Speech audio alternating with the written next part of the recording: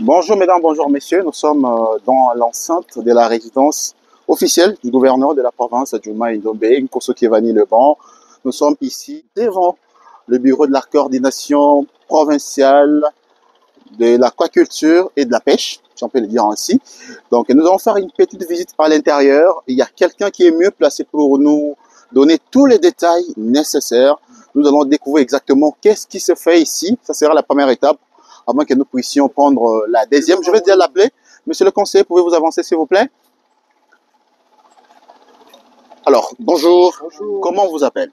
je m'appelle Monsieur Botoko Basengi Génie, Vous êtes le conseiller? ingénieur en bâtiment et travaux publics, Ok. et conseiller en charge des infrastructures et travaux publics du gouverneur de Maïndomi. Donc, les conseillers du gouverneur Nkosso Kevani en charge des ITPR, c'est vous. Oui, c'est moi. Alors, avec vous, nous allons visiter ces bâtiments. Vous allez nous expliquer exactement qu'est-ce que c'est, qu'est-ce qu'il y a à l'intérieur, qu'est-ce qu'on fait ici, pourquoi c'est en réflexion, ça fait combien de temps qu'on est en train de le réflexionner. Ensemble avec vous, nous allons justement le visiter. Ok, merci. Alors, je disais déjà, il s'agit du bureau de la coordination provinciale de la pêche De la pêche et aquaculture. La Voilà. pêche industrielle. L'aquaculture, c'est-à-dire on élève le poisson dans des cages pour qu'on puisse les utiliser ou les vendre.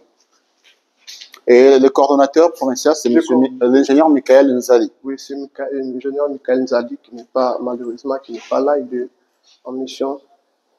Alors, il y aura quoi exactement? Moi, je vois des tuyaux, je ne comprends absolument rien et tout ça. Il y a des bassins.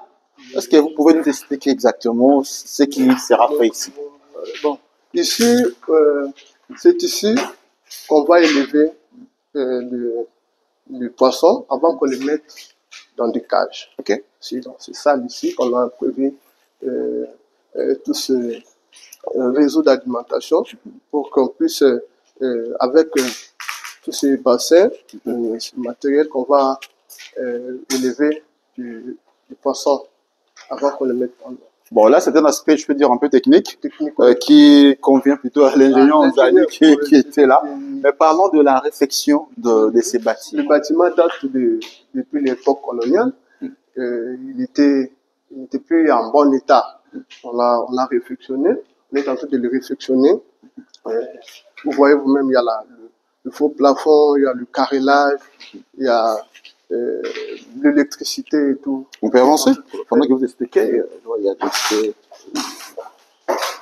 Et ça fait combien de temps que vous avez lancé les travaux? Depuis, il y a cela un mois et demi. Un mois et demi, les travaux avancent.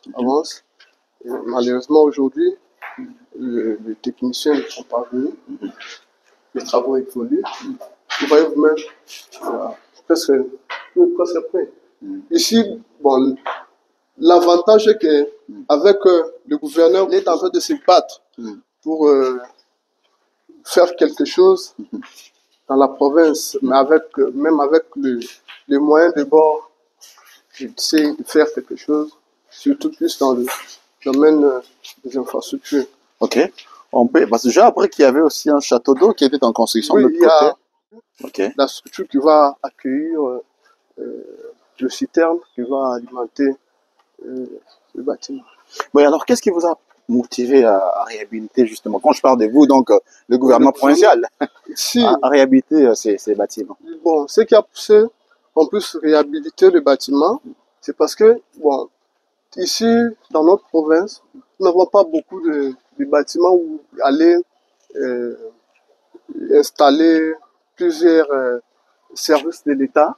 Hein. C'est pour cela on a pris la décision de réhabiliter ce bâtiment parce que la coordination est le plus proche, du gouvernement. Attaché au gouvernorat. Attaché au gouvernorat, c'est pour cela ça devrait être proche du gouvernorat.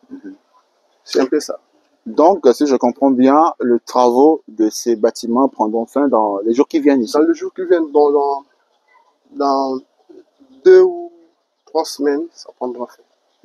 Alors après ici, c'est quoi la prochaine étape? Bon, après ici, nous allons visiter l'imprimerie de la province.